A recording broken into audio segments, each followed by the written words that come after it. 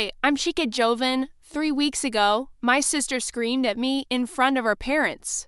You've ruined our lives, and they nodded, like it was true. I didn't yell, I didn't cry. I just walked out with nothing but my bag and silence, but this morning, I woke up to 14 missed calls. Now they say they need me, so what changed? Before we dive in, what time are you listening to this and where from? Drop a comment. Because maybe you've been erased too until they realized they needed the one they discarded. It was already dark outside, but the air inside the house felt even heavier. My sister Seraphine sat perfectly perched on the edge of the family's oversized cream sectional, her ring light glowing like a halo around her. She was finishing a live stream, something about hitting 50,000 followers on social media. My parents sat nearby, nodding along like she'd just gotten her PhD. I stood in the doorway between the kitchen and the living room, clutching a chip mug of tea I'd reheated twice. My name hadn't been mentioned once in the past hour. That wasn't surprising. I had become an expert at blending into the background. Sometimes I wondered if the walls noticed me more than they did. Then it happened.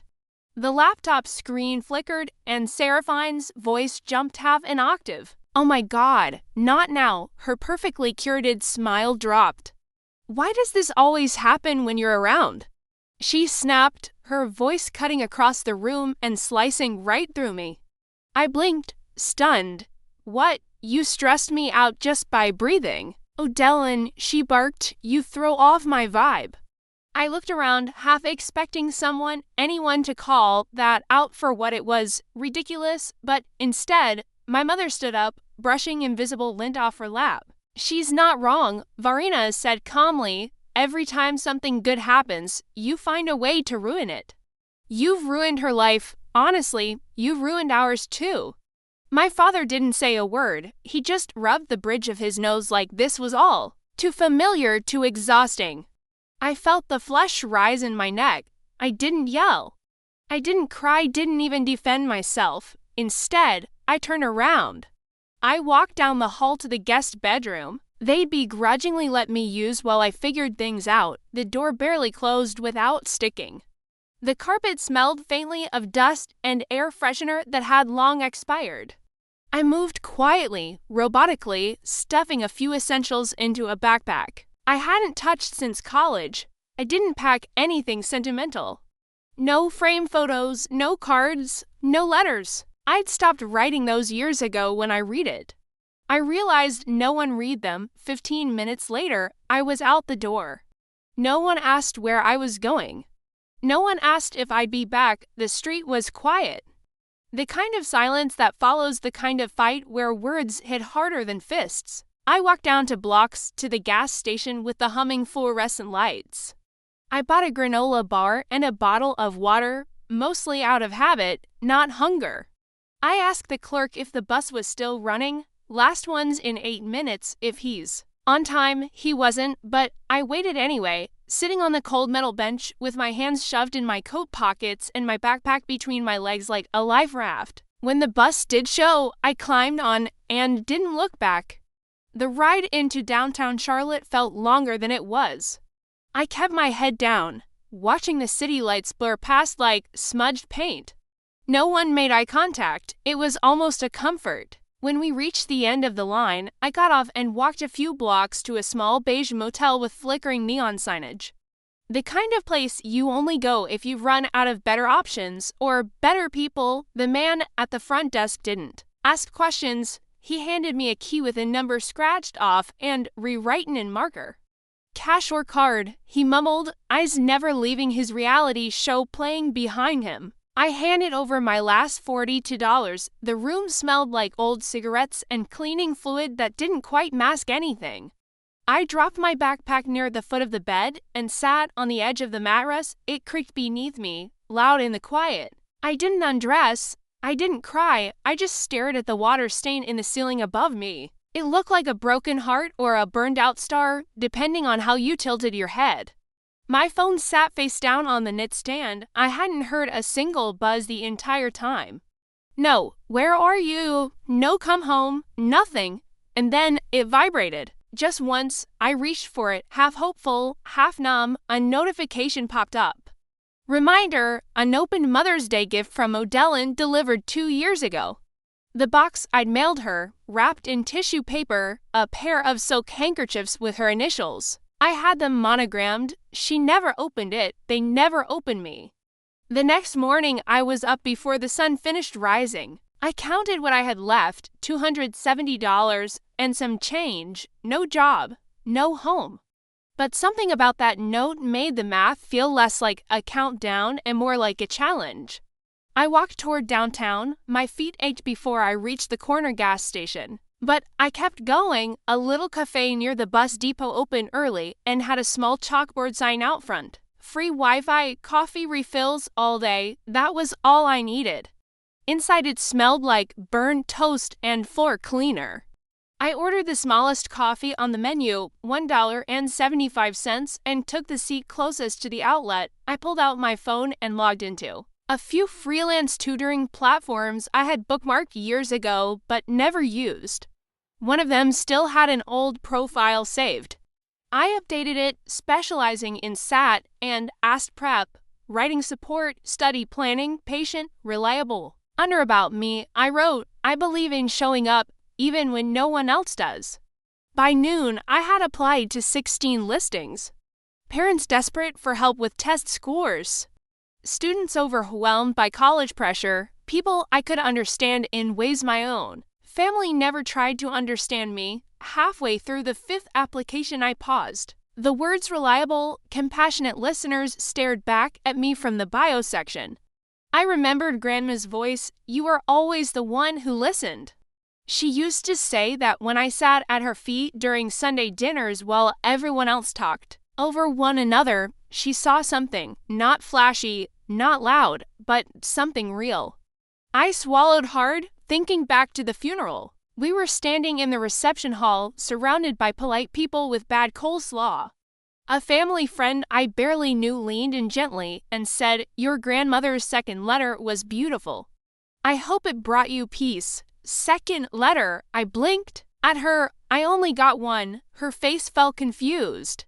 Oh, I must have been mistaken. She said she wrote you another 8 months before she passed. I'm sure it got to you, but it never did. And when I asked my mother about it, 3 days after the funeral, still trying to give her the benefit of the doubt, she didn't even blink. Oh, it wasn't anything important, just sweet old lady things. Just sweet old lady things. That letter, to have been erased, like I had been, a pattern so long and subtle, you don't notice it until you wake up one day and realize all your edges have been sanded down by people who said they loved you. I shook the memory off and refocused on my applications. A ding came in, one parent responded, then another. By the end of the week, I had 3 clients, 2 high schoolers, and 1 adult learner prepping for AGED. The library to blocks from the cafe allowed guests to borrow Chromebooks for online sessions. I booked 2-hour slots every afternoon and used them like my life depended on it because it did. The pay wasn't much, but every dollar felt earned, and the students, they listened. They asked questions, they said thank you. One girl named Riley said during our second session, You're the only person who's explained this in a way that makes sense. It felt strange being seen by strangers in ways I'd never been seen at home. That evening, I returned to the motel and recorded my income on the back of the same receipt from when I checked in. I wrote down the tutoring hours, the payments I'd received on PayPal, and how much I could afford to spend next. 2 more nights. I looked around that tiny room. It smelled faintly of bleach and damp curtains, but it was mine for now, and that was enough. For the first time in years, I felt the slightest thread of pride on coil in my chest. They never noticed what I was building. I said aloud to no one, because they never thought I could. It wasn't just business, it was clarity, cold and clean. I lay down, still wearing my jeans, too wired to sleep. The motel buzzed with faint conversations through the wall and the whir of a vending machine outside. Just as I was about to put my phone on silent, a post popped up on my feed, Family is who shows up when it matters. Don't ever forget that. It was Sarah Fine's caption. Her face gleamed next to our mother's, both holding glasses of something bubbly. I barely registered the fake smiles before my eyes locked onto something behind them, a photo on the wall, the family portrait. But I wasn't in it. I stared at the photo, my thumb instinctively zooming in. My eyes locked on the familiar hallway. Wall, same textured beige, same soft shadow from the hallway lamp, but the frame was different. Gone was the old family portrait we took when I was 16, back when everyone still pretended I belonged. In its place, a glossy, new photo, Seraphine in the center, of course. Mom on one side, beaming in her cream cardigan, Dad, stiff but smiling, as if coached. Even the dog, Sprout, the golden retriever they got after I moved out, sat proudly in front. It looked like a campaign ad for some Hallmark version of our family. Only I wasn't in it, not a mention, not a trace, just a clean, cheerful slice of life, trimmed to remove the messy parts. I didn't cry. I thought maybe I would. But all I felt was a slow rising heat in my chest, not sadness, not quite rage either. Something quieter, heavier, like watching someone throw away a letter before reading it and realizing it was yours. I sat on the edge of the motel bed, the phone still glowing in my hand. A few years back, I might have told myself they probably just needed a smaller frame. Or maybe they didn't realize I'd notice. But not this time. This wasn't an accident. It was official. I'd been erased. Not metaphorically, not emotionally, physically. I scrolled back to other photos on Seraphine's page. Throwback to the good old days, family dinner last Sunday. Grateful for my tribe, there I was, always barely in frame or cropped out entirely. And now I was just gone, a wave of memory pulled me under. I was 9, standing on a stool so I wouldn't be too short for the group photo at church. Everyone laughed when Seraphine joked, "Oh, Dylan always looks like she photobombed us." That time, Mom did defend me. Kind of. She said, "She's just shy. That's all." But they moved me to the end of the lineup anyway. Out of frame was easier. I blinked away the memory and reached for my tote bag. Needing to distract myself, I began organizing my tutoring inquiries, replying to students, filtering messages. It was busy work until I opened the spam folder. There it was, a subject line I nearly missed. Re-Family Podcast Opportunity, sent by Seraphine. I had been CC'd. My stomach clenched. I opened it. A short professional note to a PR rep pitching an episode featuring modern family dynamics through the lens of resilience and social media influence. And then, at the bottom, my sister, she's just bitter and emotionally unstable. We don't talk for a reason. I don't want her involved. It's taken years to rebuild the family's image. My hand tightened around the phone. I could hear the ringing in my ears. I reread the line 3 times. Each word louder than the last. Bitter, unstable, rebuild. I didn't cry. I didn't scream. Instead, I took a screenshot, then another. Then I printed the email from the library the next morning and taped it on the motel wall right next to Grandma's letter. The words sat side by side like a before and after. One believed I could build. The other believed I didn't matter enough to be seen. I grabbed a pen. On the motel notepad, I started mapping it all out. Dates, comments, moments, the slow erasure. The dismissals, the behind-the-back insults that had finally come out in writing. It didn't feel petty anymore. It felt necessary. Later that week, a message popped up from a Dallas-based SAT prep group. They reviewed my profile and wanted to onboard me for virtual sessions, $75 per student, a number I hadn't seen in years. It meant I could stop living off dollar coffee and hope. I accepted the offer without celebration. No jumping, no smiling, just a steady kind of satisfaction. The kind that stays quiet because it doesn't need to be seen. By Friday evening, I had enough to put down for a small room in a shared apartment a few miles out. Not a palace, but something with a door that locked and no blinking neon sign outside. I sat on the bed, tracing the edge of the email with my thumb. I wasn't angry anymore. I was awake. There's a difference. A knock on the motel door startled me, sharp, hesitant. I stood slowly and opened it. There she was, Miles, my former best friend. Her face looked thinner, tired. She clutched something in her hands, something wrapped in an old dish towel like it had been hidden. "Oh, Dylan," she said softly, "they told me you were in trouble." I didn't believe them until I saw this. I stepped aside to let Miles in, and she hesitated like she didn't belong, like crossing that threshold meant betraying someone. She held out a small envelope, the kind I used to buy in bulk from that stationery shop near the library. My name was written on it in my own handwriting, soft, rounded letters I hadn't used in months. My chest tightened. "It's still sealed," she whispered. "Oh, Dylan, I found it in your mom's desk, under a stack of expired coupons I didn't reach for it right away. I just stared. I wasn't snooping," she said, setting it gently on the little table by the microwave. I was dropping off something for Serafini. Verena had me waiting in the kitchen, and it was sitting there like it meant nothing. I finally picked it up. The envelope hadn't been torn or wrinkled. It looked exactly like it did when I walked it to the mailbox last year, my mother's birthday. I'd saved up for weeks just to load a gift card to her favorite cafe and wrote a letter inside about second chances, about trying again, about maybe healing. She never opened it. Miles sat down across from me. Her mouth opened like she wanted to say more, but didn't. I slid a fingernail under the flap. The paper peeled back without resistance. I pulled out the card and the note, unfolded the soft, pink sheet. "Mom, if there's still a space in your heart for me, I'd like to sit there again. Not asking for everything, just a call back. I miss our Tuesday talks. I miss you.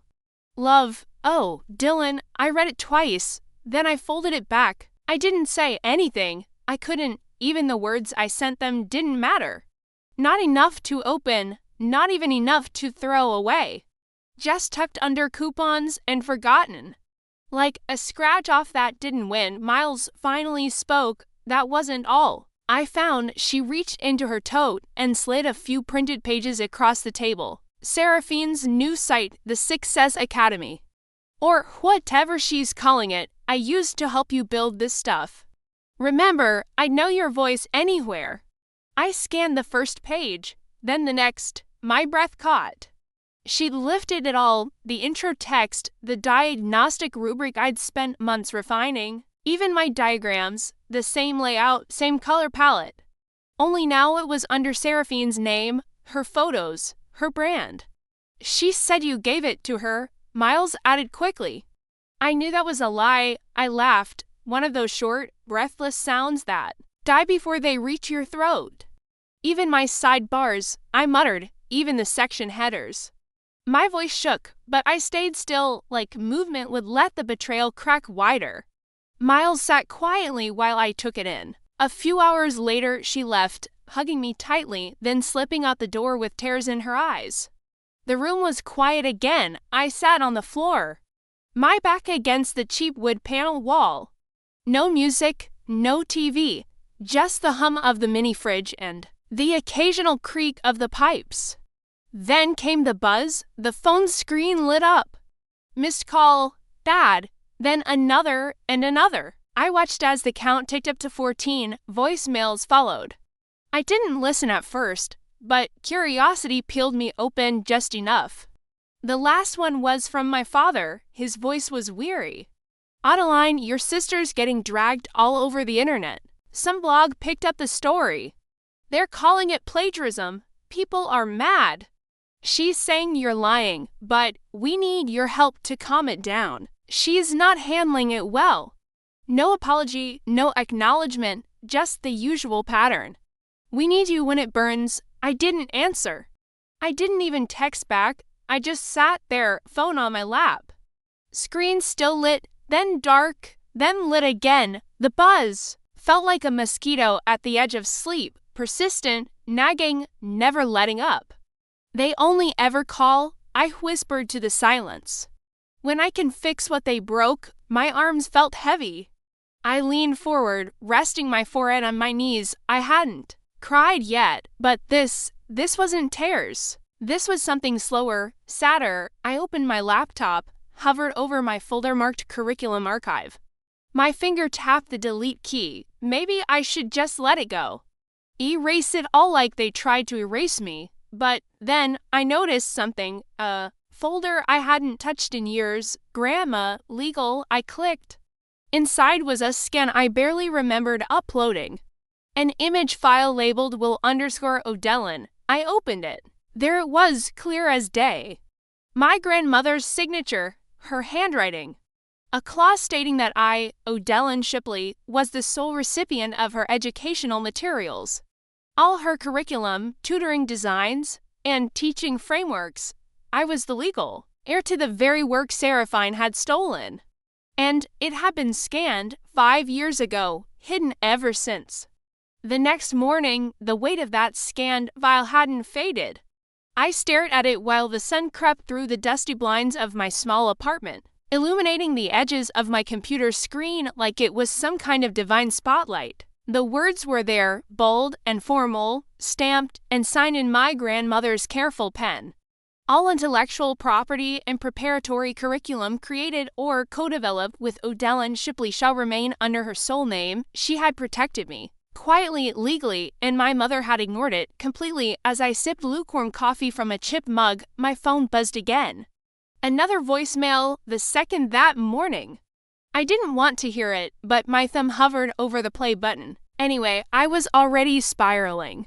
What's one more turn? Verena's voice came through softer this time. O'Dellin, please, you can't just let the family fall apart. Your sister's career is hanging by a thread. She said, the family. But I knew what she meant, them, the ones who replaced my face in pictures, the ones who left my envelope in a drawer like a piece of trash. Then another voicemail, this one from Seraphine. Her voice cracked with panic. You're just bitter. You're always bitter. We gave you everything, and this is how you repay us. I could almost see her pacing around in some pristine room, mascara trailing down her cheeks, blaming me like she always did. We gave you everything. She said, what a joke. I whispered into the silence, you erase me and still expect me to be your savior. My hands were steady as I printed the will. No drama, no tears, just clarity. I pinned it to the wall next to the email screenshot and the faded note from Grandma. One was typed, one was printed, one was written by hand. All of them told the same story. I'd been erased. And now they were demanding I paint myself back in, just to fix their mess. I stared at that wall for a long time. By lunch, I'd made up my mind. I looked up a lawyer in Austin who specialized in intellectual property and quietly booked a consultation. When I arrived, I brought the printout and a calm voice. I'm not asking to sue, I told her, not yet. I just want this documented, verified, and publicly filed. I want ownership to be formal and known.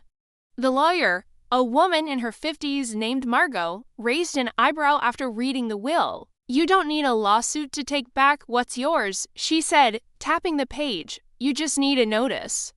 I left her office with paperwork in hand, sunlight warming my back, and something inside me I hadn't felt in years. Control, but peace. That didn't last long. That night there was a knock. 3 raps, firm, familiar. I looked through the peephole and nearly stepped back in disbelief. Verena, Gareth, and Seraphine.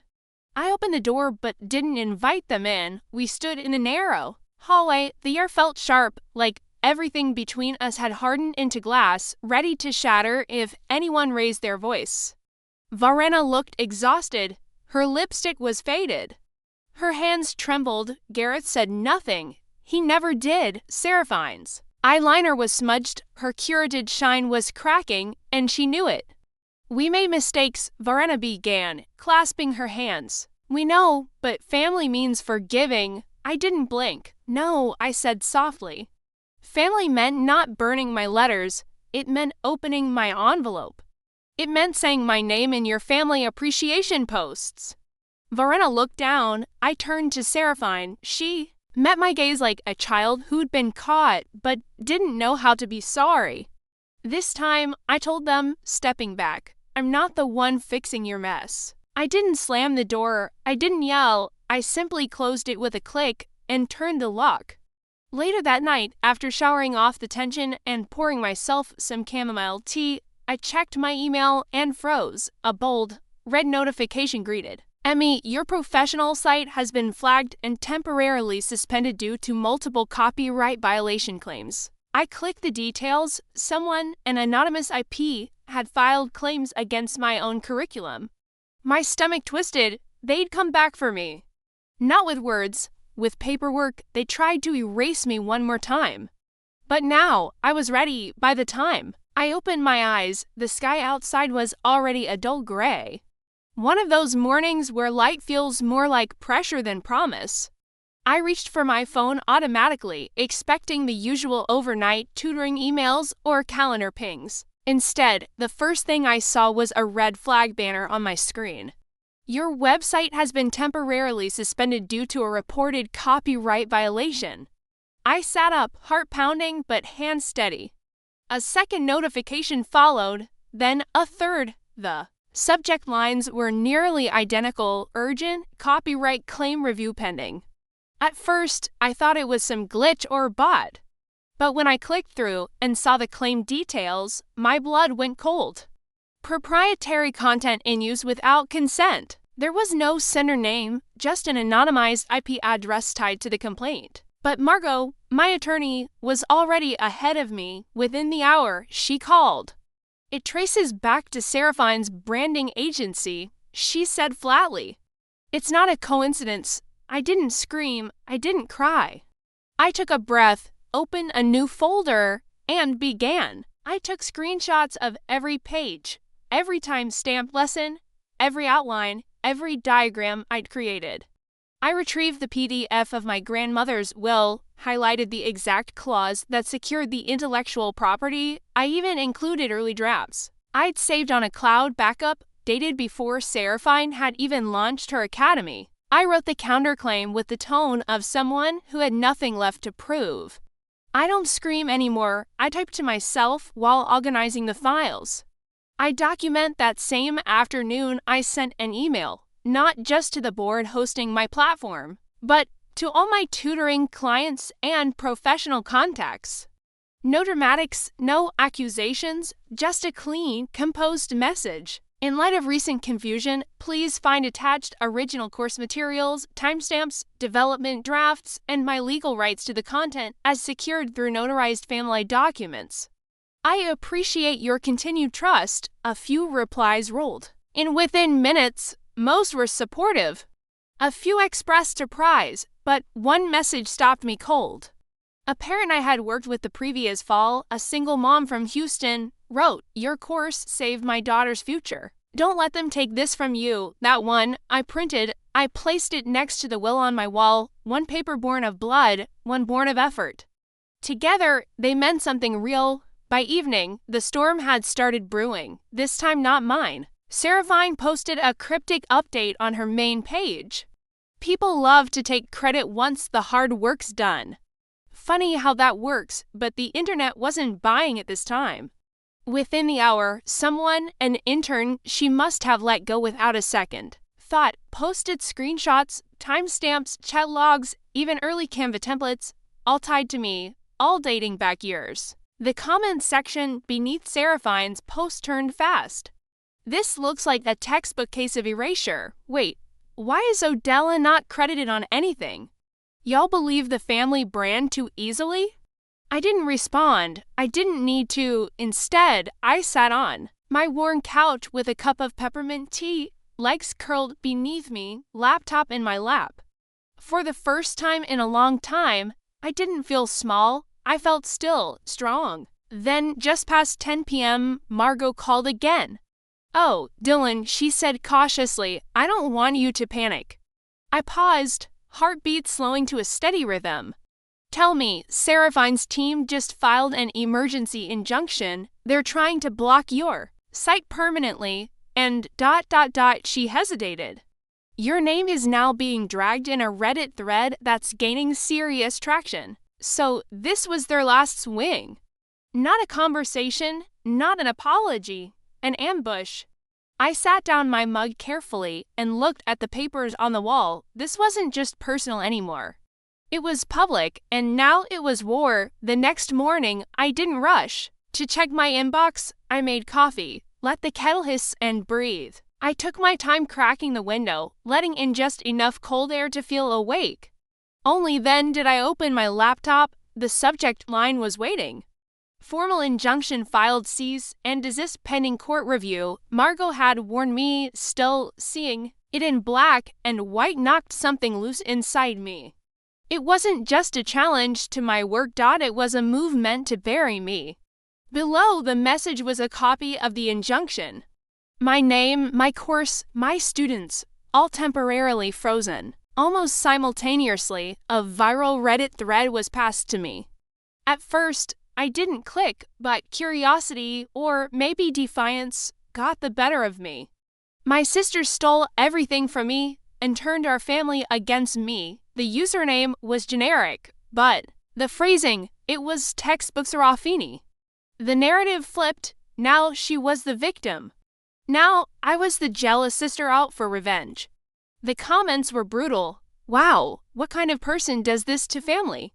Ungrateful much, can't believe some. People will tear down their own blood over a little attention. I almost closed the page. Then I saw one comment near the bottom. Funny how the receipts always show up when the loud ones overplay their hand. It stopped me cold. It wasn't loud. It wasn't long. But it reminded me I had the receipts, all of them. I didn't waste another second. I pulled up my webcam, kept the room dim, no makeup, no angles, just me, and I spoke. Not with anger, not with apology. I placed the printed will in front of me, read the paragraph aloud, the clause about ownership. I showed the signed page, then screen shared the original curriculum files, the drafts, the timestamps, the side-by-side comparison of her rebranded content, and finally the emails, the one from her agency, the one from her PR team, all with my name. Scrub it out. When I finished, I looked directly into the lens. They say silence is strength, I said quietly, but sometimes truth needs a voice. This is mine. I didn't add music, no dramatic cut. I didn't ask for support or sympathy. I just clicked upload and let it go. Within 2 hours, my phone didn't stop buzzing. Old clients shared the video. This woman helped my son pass his GED. She worked with my daughter when no one else would. She's the reason my kid got into college. A teacher I'd collaborated with reposted my slides. A blogger I'd never met stitched the video on TikTok praising the calm clarity. Even the Reddit moderators took action, labeling the original thread a misrepresentation and locking the comments. Something was shifting, slowly, but undeniably. Late that night, I got a voicemail from my mother. Her voice was low, not performative, just tired. We're sorry, not for everything, maybe not yet, but for now. For letting it happen, you didn't deserve that, Odellin. She didn't ask me to call back, and I didn't. That part of me, the one that wanted to hear those words since I was 9 years old, didn't jump, it didn't reach, it just listened and let it settle. A few hours later, there was a knock on my door.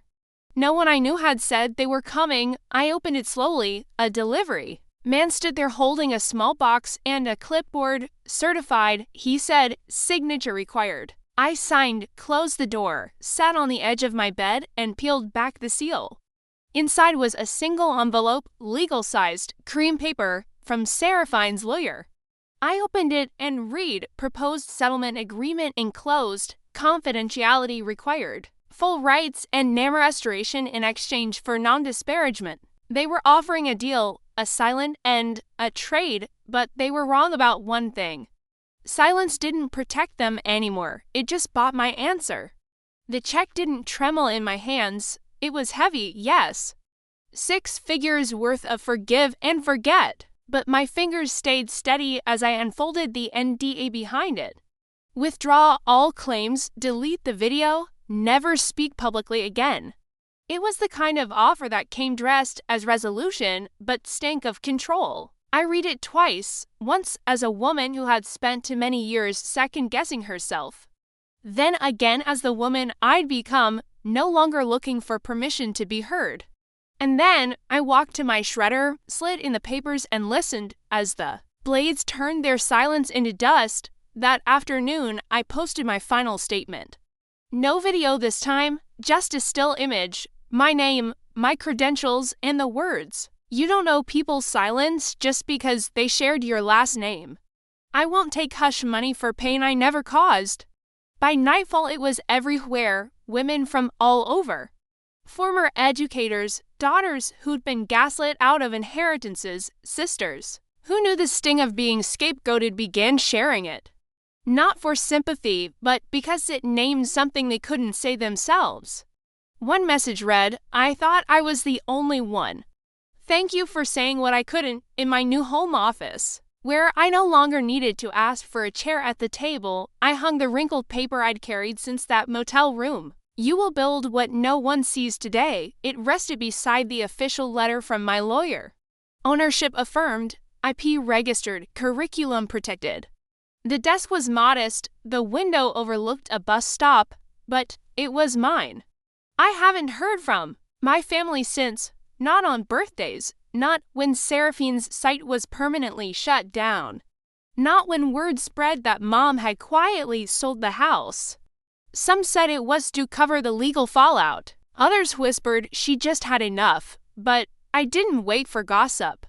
I didn't need apologies printed in ink or whispered through other people's mouths. They weren't monsters, just people who made me one when it was easier than looking in the mirror. I didn't fight to punish them, I fought to free myself, and freedom? It's quieter than I imagined, but not empty.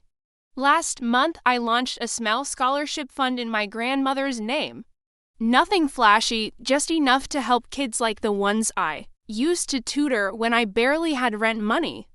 Thank you notes started coming in, most were from strangers. One was from a student I taught back when I was working out of the public library. You were the first one who told me I could do it. I believed you. I sat with that letter for a long time. Not because it hurt, but because it didn't. This was the life I built in the silence they once thought would bury me. A few days ago, I printed a second copy of my grandmother's note. I folded it into an envelope, no return address, no message. Just those words, you will build what no one sees today. I mailed it to a girl I once tutored who'd quietly told me her parents thought she was too much. Who'd been told to stop dreaming so loud because maybe one day she'd find herself alone in a motel room. And maybe those words will do for her what they did for me. Have you ever stopped chasing the apology that never came and realized peace was the real closure? Have you ever been erased by your own family and still found the strength to build something lasting? Share your story below. I read everyone.